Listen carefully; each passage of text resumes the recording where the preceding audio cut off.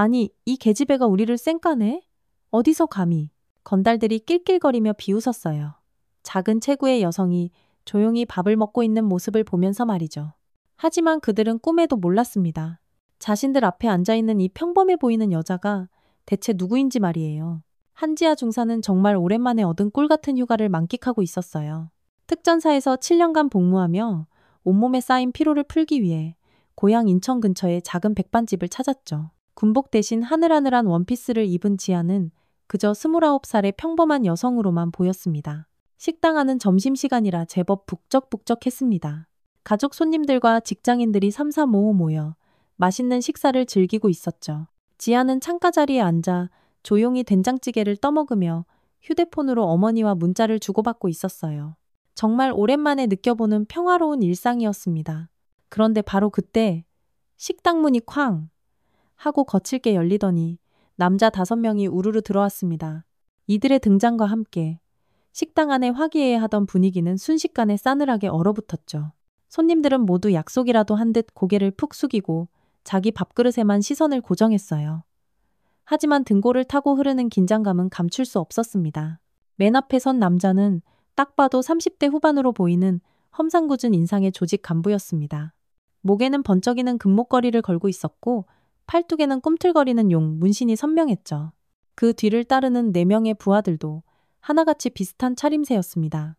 이들은 이 동네에서 나름 알아주는 소위 말하는 어깨들이었습니다.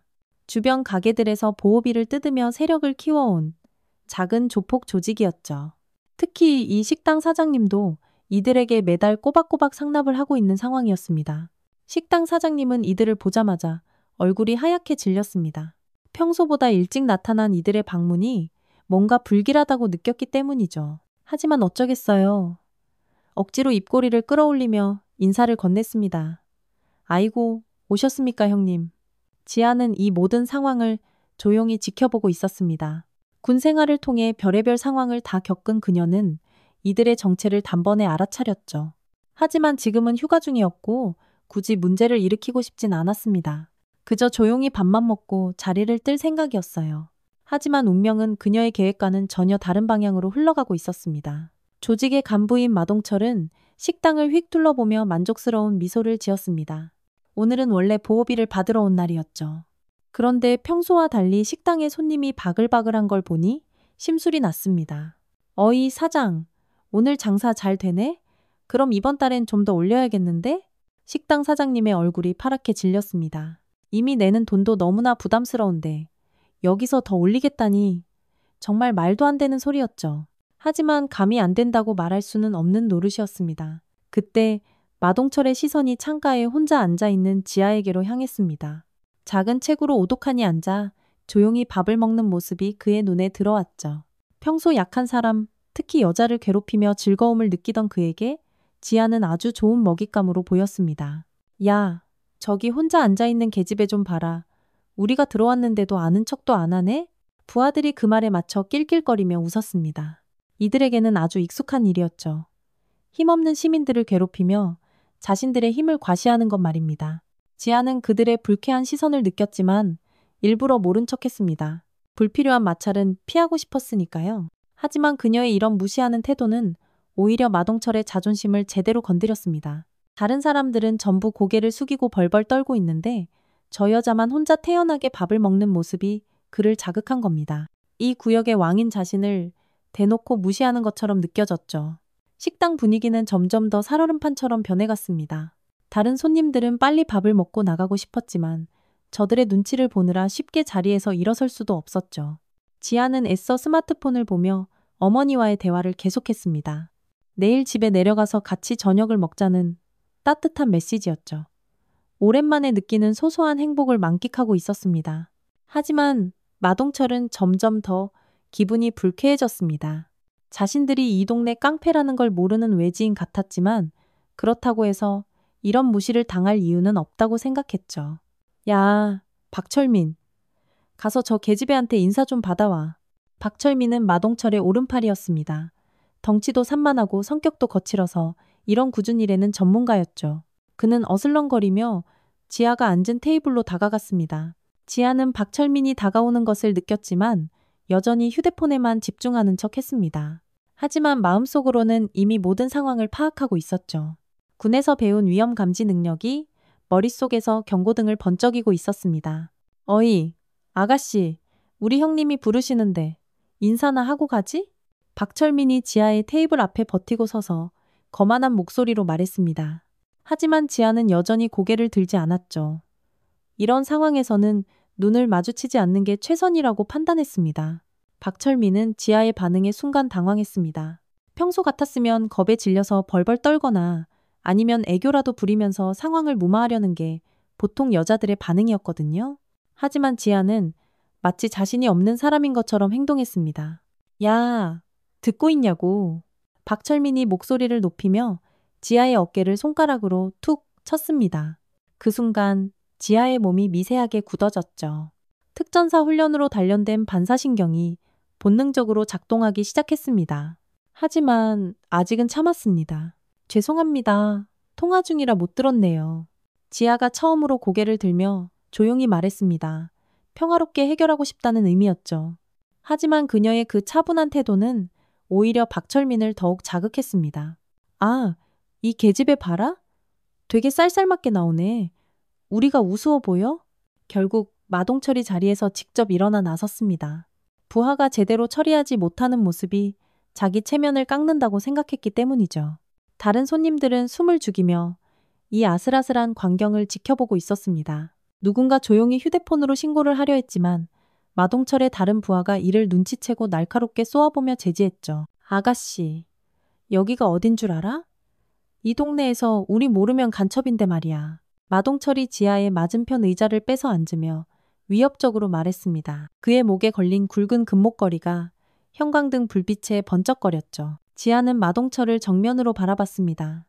그녀의 눈빛에는 두려움이 단일도 없었죠. 오히려 얼음장처럼 차가운 냉정함만이 흐르고 있었습니다. 이런 모습은 마동철이 지금까지 만나봤던 여자들과는 확연히 달랐습니다. 그래서 뭘 원하시는데요? 지아의 담담한 반응에 마동철은 말문이 막혔습니다. 보통 이 정도 으름장을 놓으면 울음을 터뜨리는 게 정상이었거든요. 하지만 지아는 마치 이런 상황이 아주 익숙하다는 듯이 침착했습니다. 뭘 원하냐고? 당연히 예의를 지켜달라는 거지. 우리 같은 어른들 앞에서는 고개부터 숙이는 게 상식 아니냐고. 마동철의 목소리가 점점 더 거칠어졌습니다. 자신의 권위에 정면으로 도전하는 것 같아 참을 수가 없었죠. 이야, 이 계집애 진짜 배짱 한번 두둑하네. 우리를 아주 개무시하고 있어. 마동철이 비웃으며 부하들을 둘러봤습니다. 부하들도 덩달아 킥킥거리며 분위기를 맞췄죠. 하지만 그들 역시 지아의 예상치 못한 반응에 내심 당황하고 있었습니다. 박철민이 다시 나섰습니다. 이번에는 더욱 공격적으로 나왔죠. 지아의 볼을 손가락으로 툭툭 건드리기 시작했습니다. 야, 아가씨, 우리 형님이 말씀하시는데 대답은 해야지. 바로 그 순간 지아의 표정이 미묘하게 변했습니다. 지금까지 꾹꾹 눌러 참아왔던 인내심의 한계선이 서서히 끊어지려 하고 있었죠. 하지만 여전히 스스로를 자제하고 있었습니다. 손, 치우시죠. 마지막 경고입니다. 지아의 목소리는 여전히 차분했지만 그 속에 담긴 서늘한 기운을 박철민은 느끼지 못했습니다. 오히려 더욱 우쭐해졌죠. 뭐? 아니, 이 계집애가 지금 우리한테 경고를 해? 야, 너 진짜 죽고 싶냐? 마동철이 테이블을 주먹으로 쾅 내리쳤습니다. 그 소리에 식당 안의 모든 사람들이 움찔했죠. 아이들은 무서워서 엄마 품에 얼굴을 파묻었고 어른들은 고개를 더욱 깊이 숙였습니다. 하지만 이때 마동철은 치명적인 실수를 저질렀습니다. 다른 손님들까지 위협하기 시작한 것이었죠. 야, 거기 있는 사람들 다 들어. 이 계집애가 우리를 무시하는데 너희들은 어떻게 생각해? 식당 안의 가족 손님들이 더욱 겁에 질려 움츠러들었습니다. 특히 어린아이를 데리고 온 젊은 부부는 아이가 울음이라도 터뜨릴까봐 전전긍긍하고 있었죠. 그 모습을 본 지아의 눈빛이 완전히 바뀌었습니다. 자신을 괴롭히는 것은 참을 수 있었습니다. 하지만 아무 죄 없는 시민들까지 위협하는 것은 절대 용납할 수 없었습니다. 지금 무고한 사람들까지 끌어들이시는 겁니까? 지아가 자리에서 일어나며 조용히 말했습니다. 그녀의 목소리는 낮았지만 그 안에 담긴 위압감은 상당했죠. 처음으로 마동철이 아주 약간의 위기감을 느꼈습니다. 하지만 이미 돌이킬 수 없는 선을 넘어버렸죠. 부하들 앞에서 체면을 구길 수도 없었고 이 지역에서의 위상도 지켜야 했습니다. 뭐? 무고한 사람들? 야, 여기는 다 우리 구역이야. 우리가 지켜주는 사람들이라고. 마동철이 오히려 목소리를 높였습니다. 그런데 이상했습니다. 지금까지 순순히 당하고만 있던 저 작은 여자에게서 묘한 압박감이 느껴지기 시작했거든요. 지아는 천천히 지갑을 꺼내 계산할 돈을 테이블 위에 올려놓았습니다. 그리고 조용히 자리에서 일어나 가방을 맸죠. 출구를 향해 천천히 걷기 시작했습니다. 야, 어딜 가? 우리가 가라고 했어? 박철민이 다급하게 지아의 팔을 거칠게 붙잡았습니다. 바로 그 순간이었습니다. 드디어 지아의 마지막 인내심이 뚝 하고 끊어지는 순간이었죠. 손, 놔. 지아의 목소리가 얼음처럼 차갑게 변했습니다. 박철민은 그 목소리에서 느껴지는 살기의 순간 움찔했지만 부하들이 보고 있는 앞에서 물러설 수는 없었죠. 뭐라고? 이 계집애가 진짜 감히. 박철민이 지아의 팔을 더 세게 붙잡으며 다른 손으로는 그녀의 어깨를 밀치려고 했습니다. 하지만 그 순간 정말 놀라운 일이 벌어졌습니다. 지아가 번개처럼 빠른 동작으로 박철민의 손목을 낚아챘습니다. 그리고 정확한 관절 기술로 그의 팔을 우지끈 비틀었죠. 으아! 팔! 내 팔! 박철민이 고통스러운 비명을 지르며 그대로 바닥에 무릎을 꿇었습니다. 식당 안이 순식간에 찬물을 끼얹은 듯 조용해졌습니다.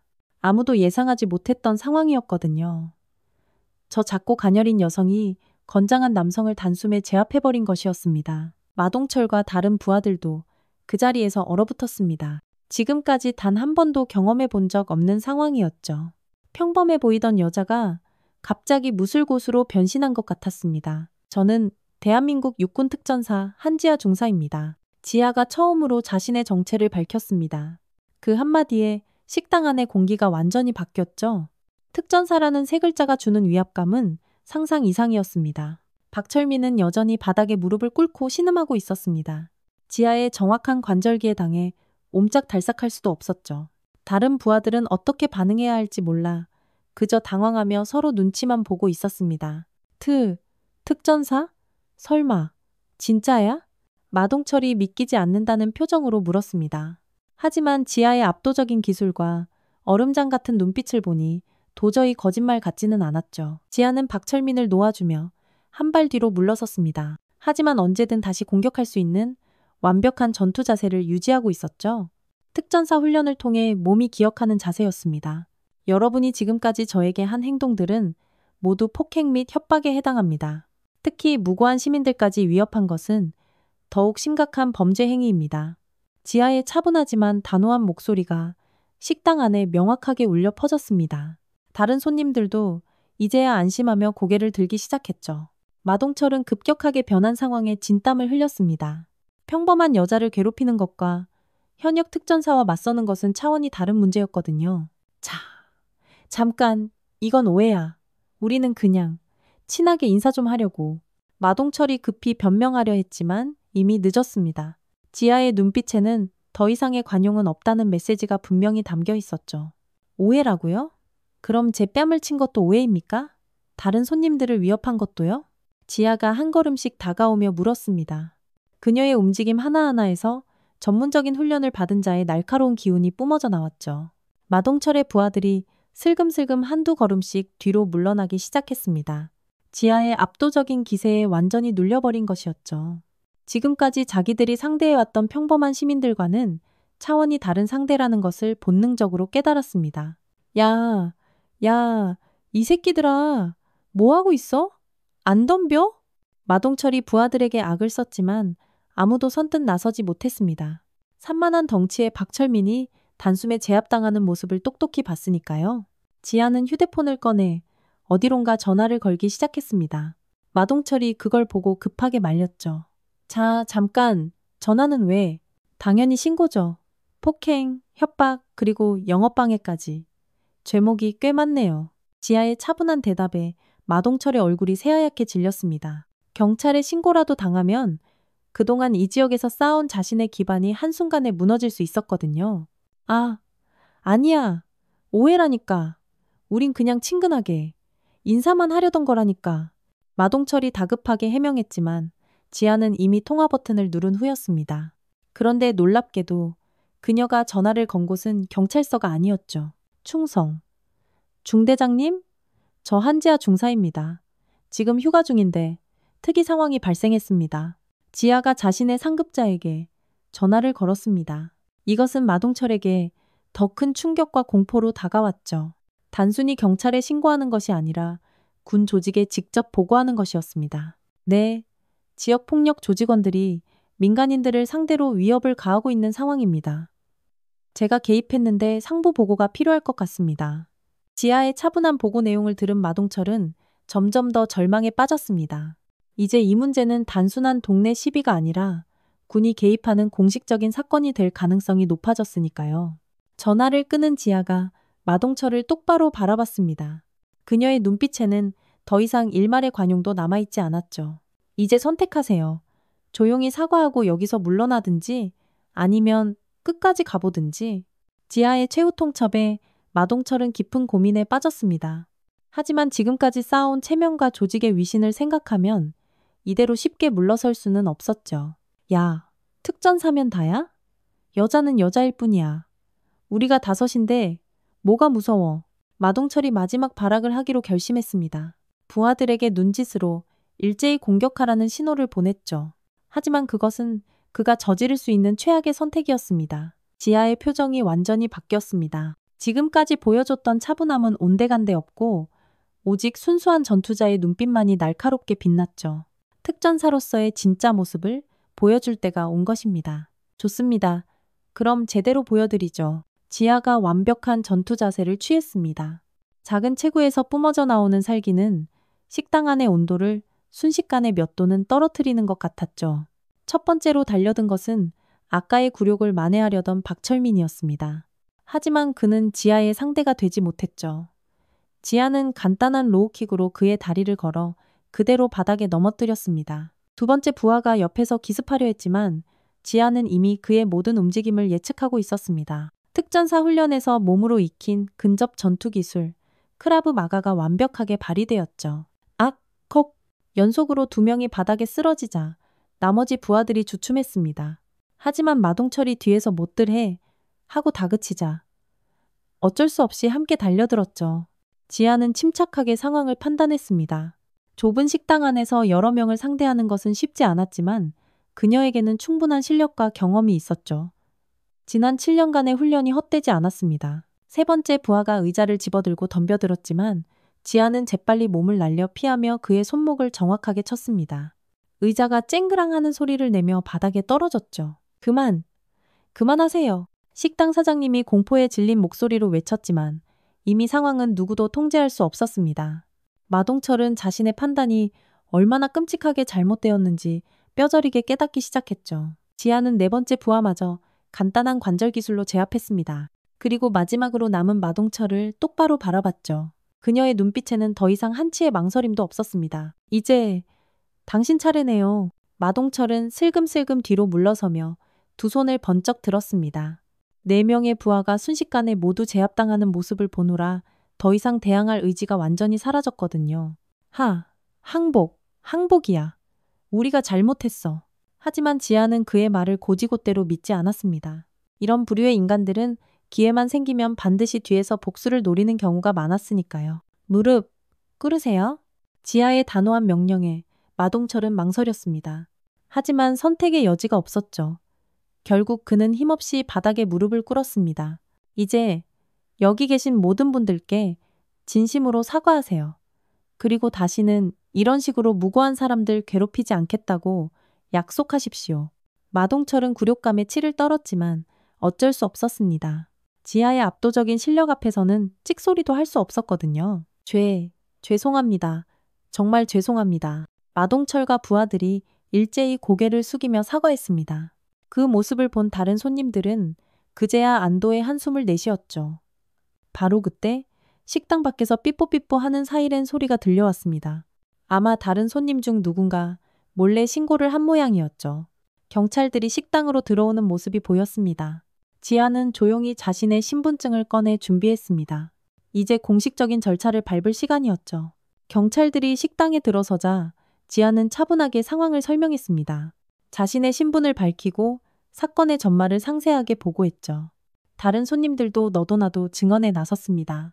이분이 우리를 구해주셨어요. 저 사람들이 얼마나 무섭게 협박했는지 몰라요. 어린아이를 데리고 있던 젊은 부부가 떨리는 목소리로 감사의 마음을 전했습니다. 아이 앞에서 그런 험한 꼴을 당할 뻔했으니 얼마나 무서웠을까요? 마동철과 부하들은 결국 수갑을 차고 경찰서로 연행되었습니다. 폭행과 협박, 영업방해 등 여러 죄목이 적용될 예정이었죠. 특히 현역 군인에게 폭력을 행사하려 한 것은 더욱 무거운 죄가 될 것이었습니다.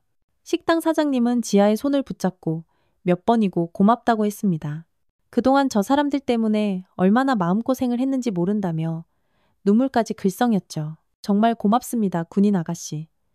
덕분에 이제 마음 편히 장사할 수 있겠어요? 지아는 그저 담담하게 고개를 끄덕였습니다. 자신이 한 일은 군인으로서 당연한 것이라고 생각했거든요. 군인이기 이전에 한 사람의 시민으로서 해야 할 일을 했을 뿐이었습니다. 경찰 조사가 끝난 후 지아는 조용히 식당을 나섰습니다. 다른 손님들이 정말 감사했습니다. 너무 멋있었어요. 하며 배웅해 주었지만 그녀는 여전히 담담한 표정이었죠. 와, 진짜 특전사는 다르네요. 완전 걸크러쉬. 한 대학생이 감탄하며 말했지만 지아는 그저 옅은 미소만 지었습니다. 자신에게는 어쩌면 특별하지 않은 일이었으니까요. 식당 밖으로 나온 지아는 후 하고 깊은 숨을 들이마셨습니다. 평화롭게 휴가를 보내려던 계획은 완전히 틀어졌지만 후회는 없었죠. 오히려 이런 억울한 일이 더 이상 일어나지 않는 세상이 되기를 바랄 뿐이었습니다. 그때 휴대폰이 띠링하고 울렸습니다. 어머니에게서 온 문자였죠. 우리 딸 내일 저녁 뭐 먹고 싶어? 따뜻한 메시지에 지아는 저도 모르게 미소를 지으며 답장을 보냈습니다. 된장찌개요. 오늘 먹다가 중간에 나와서 너무 아쉬웠거든요. 그녀는 천천히 집을 향해 걸음을 옮겼습니다. 내일이면 다시 부대로 복귀해야 했지만 오늘 일어난 일은 그녀에게 또 하나의 좋은 경험이 되었죠. 힘없는 시민들을 보호하는 것이 바로 자신의 역할이라는 것을 다시 한번 깨달았으니까요. 며칠 후 지역신문 한 구석에 작은 기사가 실렸습니다. 시민 괴롭히던 동네 조폭 일당. 용감한 시민의 활약으로 검거. 기사 어디에도 지아의 이름은 없었습니다. 그녀가 원했던 것이었죠. 하지만 인천의 그 동네 주민들 사이에서는 이 일이 한동안 계속 회자되었습니다.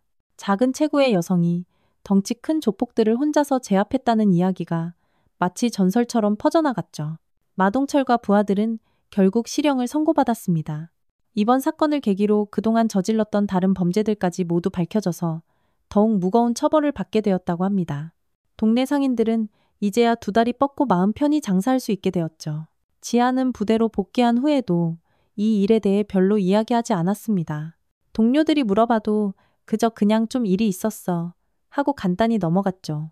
그녀에게는 정말 특별할 것 없는 일상의 한 부분이었기 때문입니다. 진정한 강자는 자신의 힘을 함부로 과시하지 않습니다. 정말 필요할 때만 올바르게 사용하고 그 후에는 조용히 자신의 자리로 돌아가죠. 한지아 중사가 보여준 모습이 바로 그런 진짜 강자의 모습이었습니다. 오늘 이 이야기를 통해 우리는 진정한 용기가 무엇인지 다시 한번 생각해 볼 수 있었습니다.